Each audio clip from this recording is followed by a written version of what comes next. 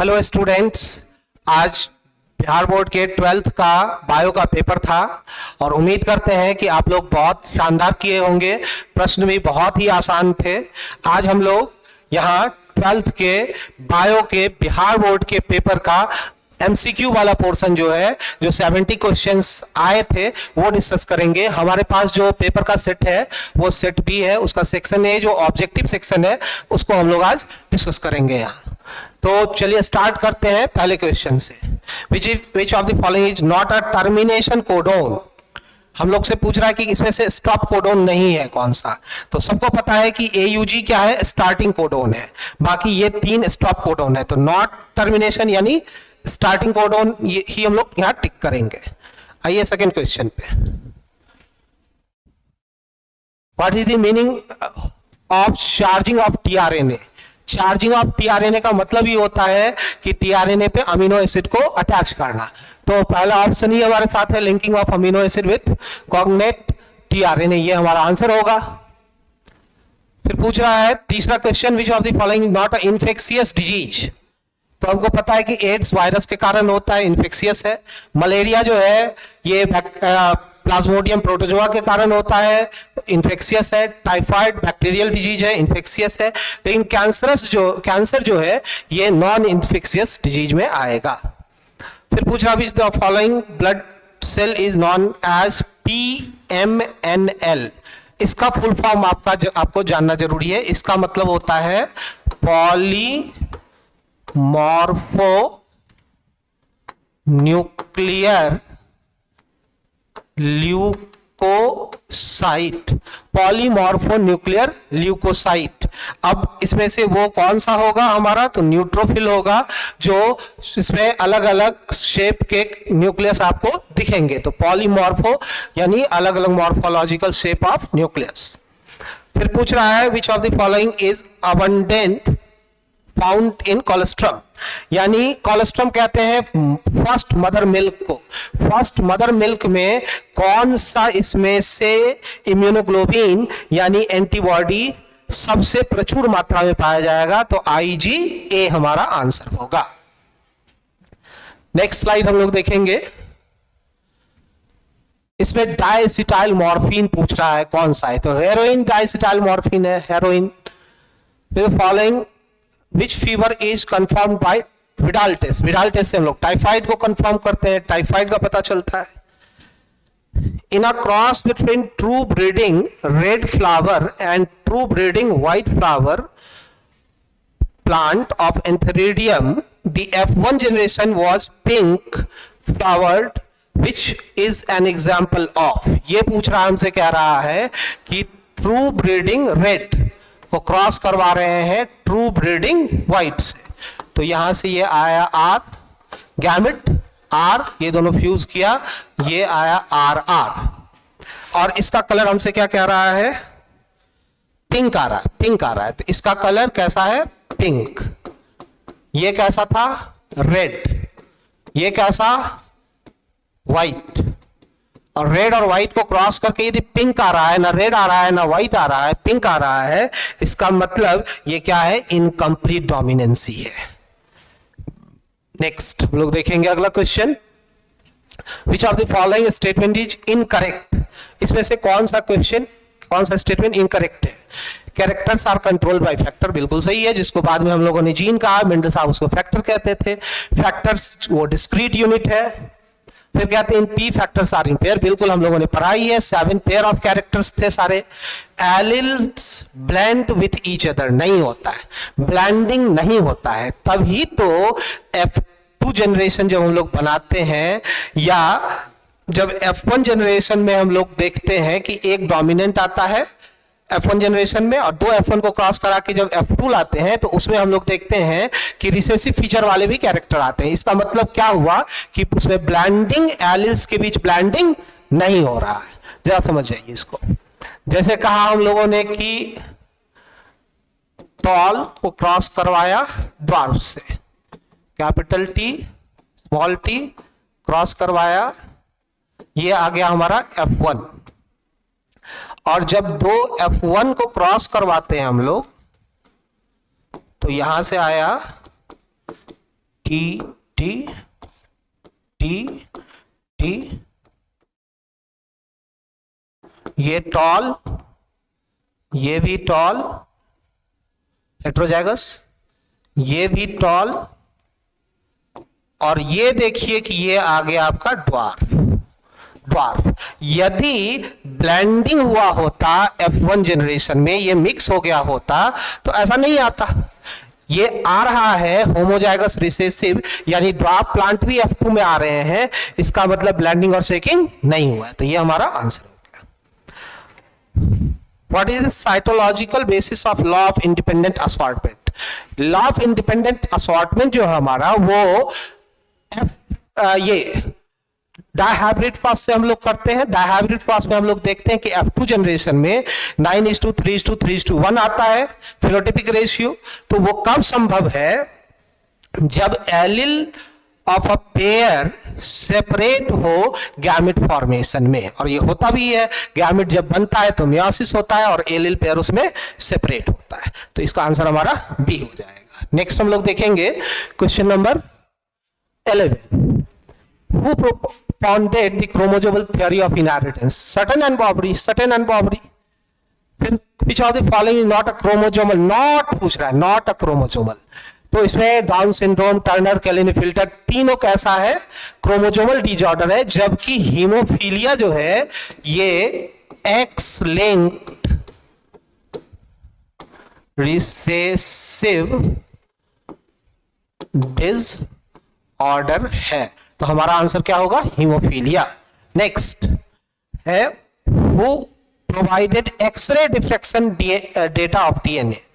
DNA का जो actual अभी एग्जिस्टिंग मॉडल है वो double helical model Watson and Crick ने दिया था, लेकिन उससे पहले हम लोग जानते हैं कि विल्किंस और फ्रैंकलिन इन लोगों ने ही एक्सरे डिफ्रैक्शन टेक्निक से डीएनए के स्ट्रक्चर के बारे में बताया था। नेक्स्ट क्वेश्चन हम लोग देखेंगे, What was the conclusion of Hershey and Chase? Hershey and Chase ने जो ब्लैंडिंग एक्सपेरिमेंट किया था उसका उद्देश्य ये बताना था कि जेनेटिक मटेरियल जो है उस एक्सपेरिमेंट में जो बैक्टीरियोफाज यूज किया गया था, यानी जो वायरस यूज किया गया था, उसका जेनेटिक मटेरियल क्या है? डीएनए। ठीक है। फिर विच of the following not a cloning vector for bacteria? Bacteria के लिए क्लोनिंग वेक्टर कौन सा नहीं है? तो बैक्टीरियोफाज एक वायरस है जो क्लोनिंग वेक्टर में यूज करते हैं। प्लाज्मिड तो करते ही है, करते हैं एक्स्ट्रा क्रोमोसोमल डीएनए। PBR322 भी करते हैं। तो क्या नहीं यूज होगा as a vector? T DNA use नहीं होगा। नेक्स्ट हम लोग देखेंगे, which of following method is used to inject recombinant DNA into nucleus of animal cell directly? Animal cell में डायरेक्टली हम लोग कौन सा यूज करते हैं, कौन सा मेथड? तो डायरेक्ट हम लोग यूज कर सकते हैं, जीन गन यूज कर लेंगे, जीन गन।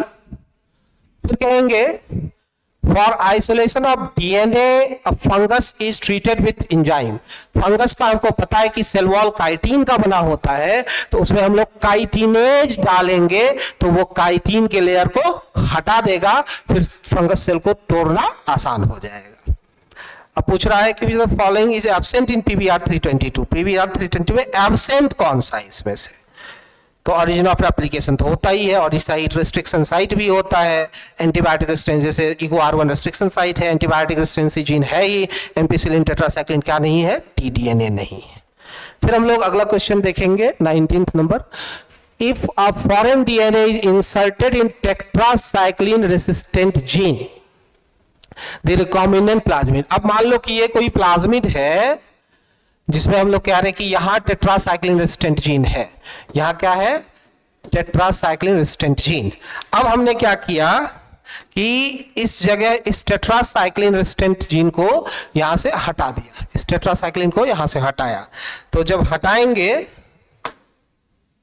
तो मान लो ये पोर्शन हटाया और यहां हम लगा रहे हैं अब फॉरेन डीएनए। तो अब ये फॉरेन डीएनए हमने यहां लगा दिया, तो अब क्या ये प्लाज्मिड टेट्रासाइक्लिन के रेजिस्टेंट रह जाएगा? तो बोलेंगे नहीं रह जाएगा। तो हमारा आंसर क्या हो जाएगा? विल लॉस टेट्रासाइक्लिन रेजिस्टेंसी, ये हमारा आंसर हो जाएगा।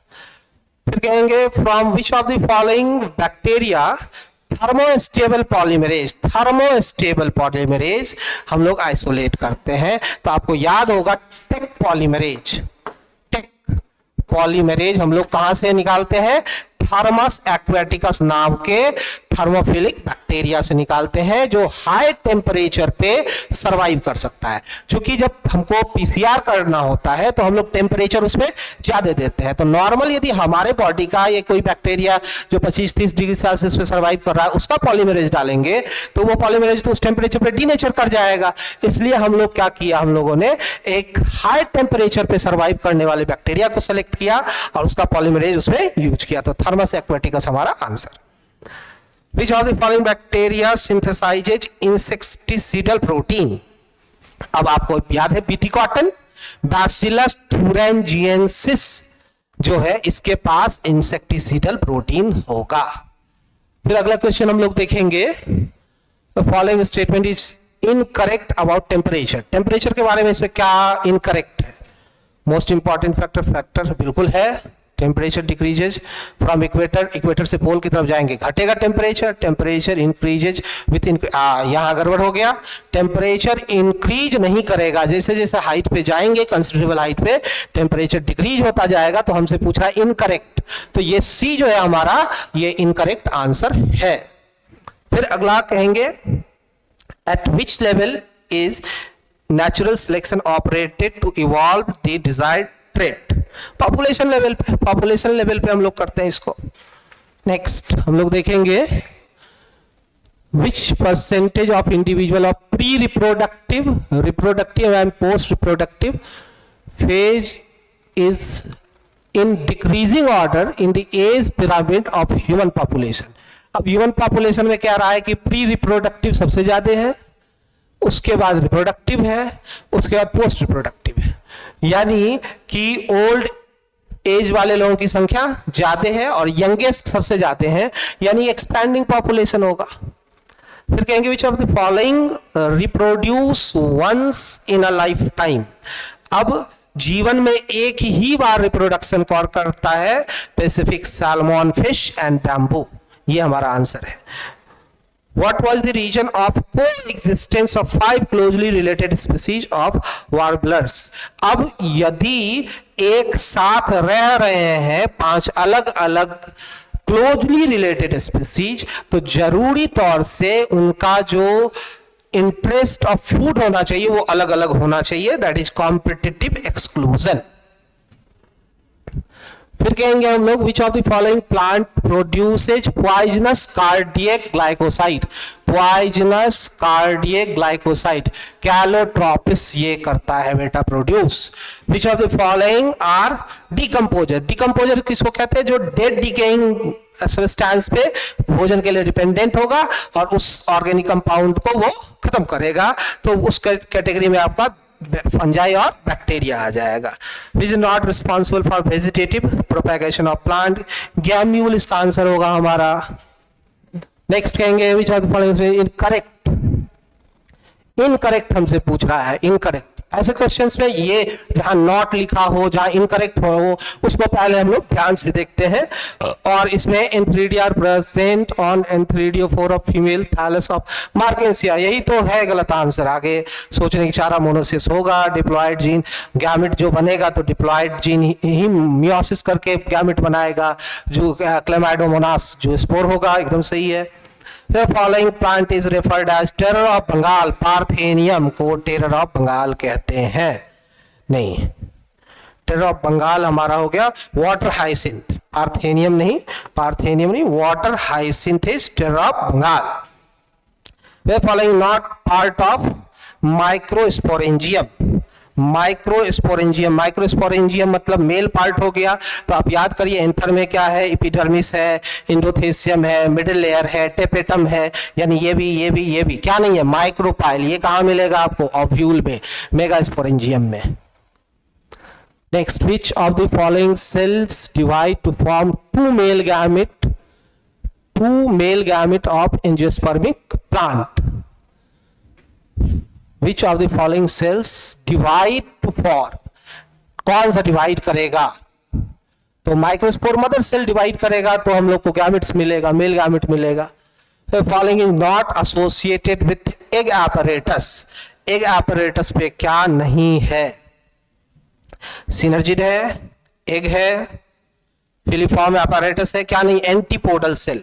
आप याद करिएगा 7 सेल 8 न्यूक्लिएटेड स्टेज, जहां एग के साथ क्या है? सिनर्जिड्स है और वही फिलीफॉर्म apparatus है. जैसे मान लो कि ये एक एम्ब्रायो सैक है, इसमें यहाँ यदि ये एग सेल है तो इसके दोनों साइड सिनर्जिड्स हैं जिसमें ये फिलीफॉर्म apparatus प्रेजेंट है. एंटीपोडल सेल्स इधर मिलेंगे. तो हमसे पूछ रहा है not associated with egg apparatus, तो एग apparatus इधर हो गया, एंटीपोडल उसे एसोसिएटेड नहीं है. एस्किटेलियम प्रेजेंट इन द ग्रास, इसको कोटालिडन्स. कोटालिडन्स. फिर हम लोग आगे बात करेंगे. अगला question, what is the use of alpha antitrypsin? Treatment of emphysema. Emphysema के ट्रीटमेंट यूज होगा. The following method is used for the amplification of nucleic acid. Amplification PCR polymerase chain reaction में ही हम लोग डीएनए का multiple copy बनाते हैं. At what pH insecticidal protein synthesized by Bacillus thuringiensis become active? BT cotton plant वाले में ये आर्गुमेंट हम लोग सीखते हैं कि बीटी ये Bacillus thuringiensis जो है अल्कलाइन पीएच पे काम करता है. जो इंसेक्ट के गट में जब जाएगा इसका प्रोटीन इनएक्टिव फॉर्म में वो जाएगा और इंसेक्ट के गट में अल्कलाइन पीएच होने के कारण वो एक्टिव हो जाता है और फिर उसके एपिथेलियम वॉल में रप्चरिंग कोरोजन काउज करता है. RNA interference is utilized to prevent nematode infection in tobacco plant by which vector are nematode specific? Agrobacterium tumefaciens. Next हम लोग how many varieties of basmati? ये NCERT में लिखा 27 varieties. Next, which of the following organization make decision regarding validity of GM research and safety of introducing GM organism? Genetic Engineering Approval Committee. Name of Ramdev Mishra is associated with ecology. Ecology आप NCERT में याद भी कीजिए कि first page में ecology के introduction में उन्हीं के बारे में लिखा हुआ है.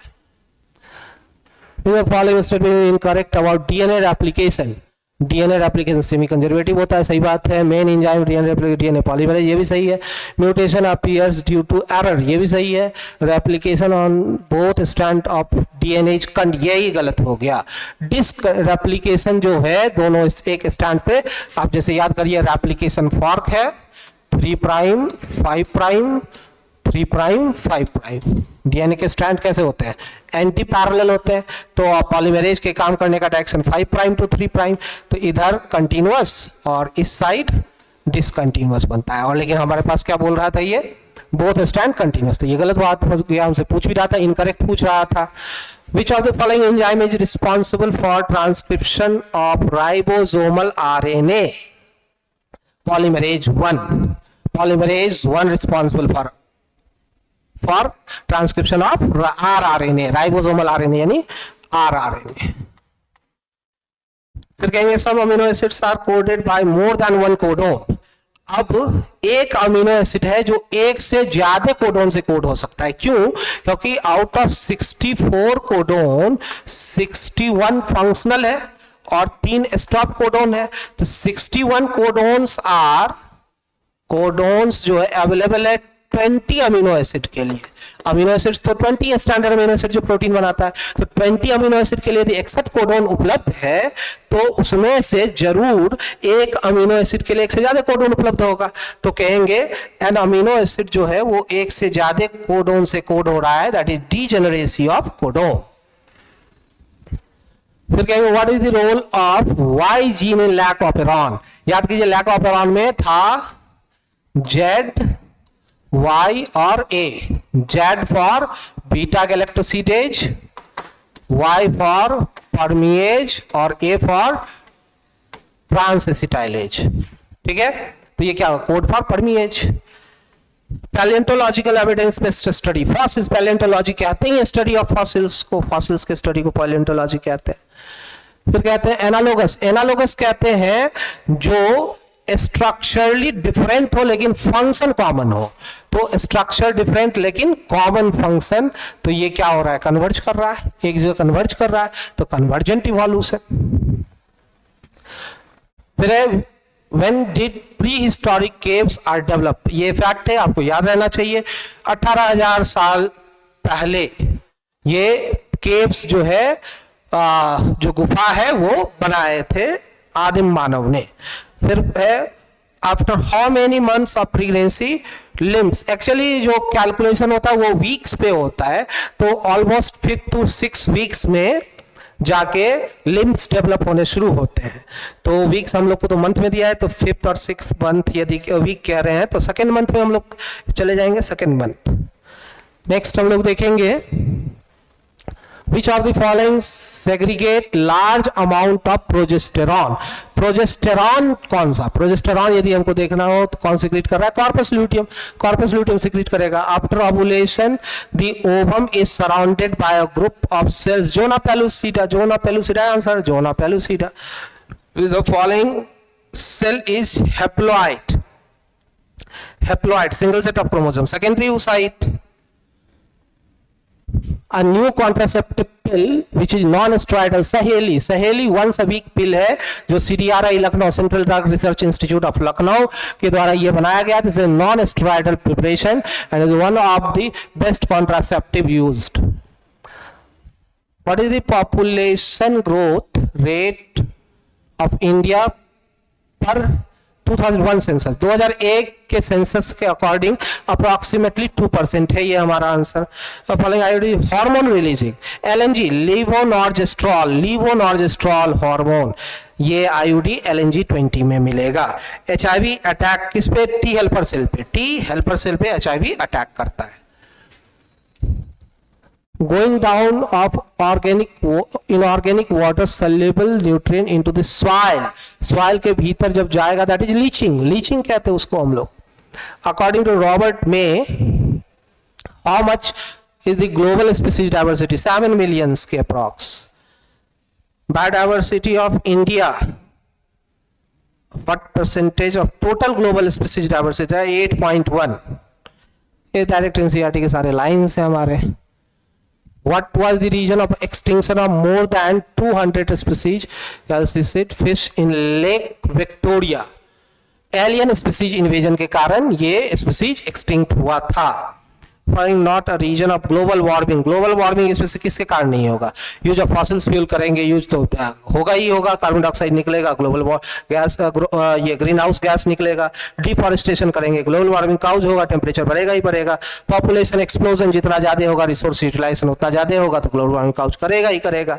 इंप्रूवमेंट इन द इफिशिएंसी, अरे ये बहुत सही चीज है, इफिशियंसी जितना इफिशियंट होगा हमारा एनर्जी रिसोर्स, लॉस उतना कम होगा हमारा, और ग्लोबल टेम्परेचर बढ़ने की संभावना कम हो जाएगी।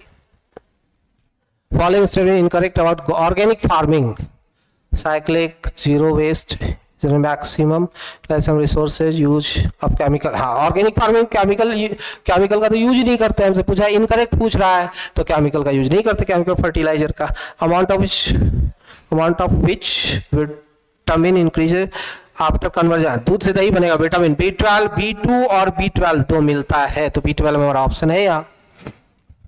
अलेक्जेंडर फ्लेमिंग पेनिसिलिन, पेनिसिलियम जो है वो पेनिसिलिन जो सबसे पहले बना था पेनिसिलियम नोटाटम नाम के फंगस से, और वो किस बैक्टीरियल ग्रोथ पे था ये पूछ रहा हमसे, which following bacteria, streptococcus, streptococcus पे।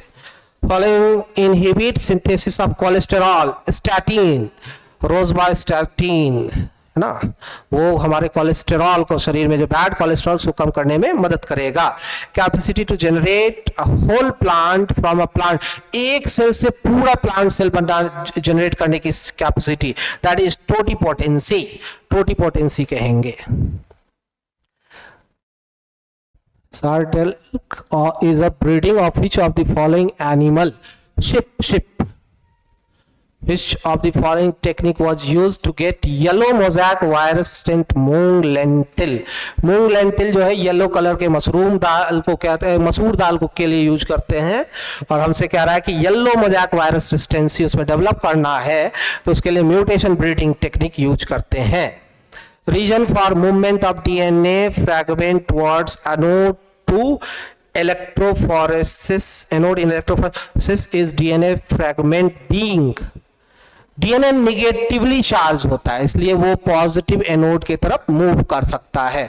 डीएनए पे आप याद करिए फॉस्फेट ग्रुप प्रेजेंट होता है और उसी कारण उसमें निगेटिव चार्ज होगा, और निगेटिव चार्ज होने के कारण डीएनए इलेक्ट्रोफोरेसिस के दौरान एनोड की तरफ मूव करता है. अब ये हमारा आखिरी क्वेश्चन था. तो आज जो बिहार बोर्ड का पेपर हुआ था उसमें 70 एमसीक्यू ऑब्जेक्टिव क्वेश्चन पूछे थे, जिससे 35 आपके आंसर करने थे. मैंने 70 के 70 क्वेश्चन डिस्कस कर दिया. उम्मीद करता हूं आप लोग इसे एंजॉय किए होंगे. Thank you.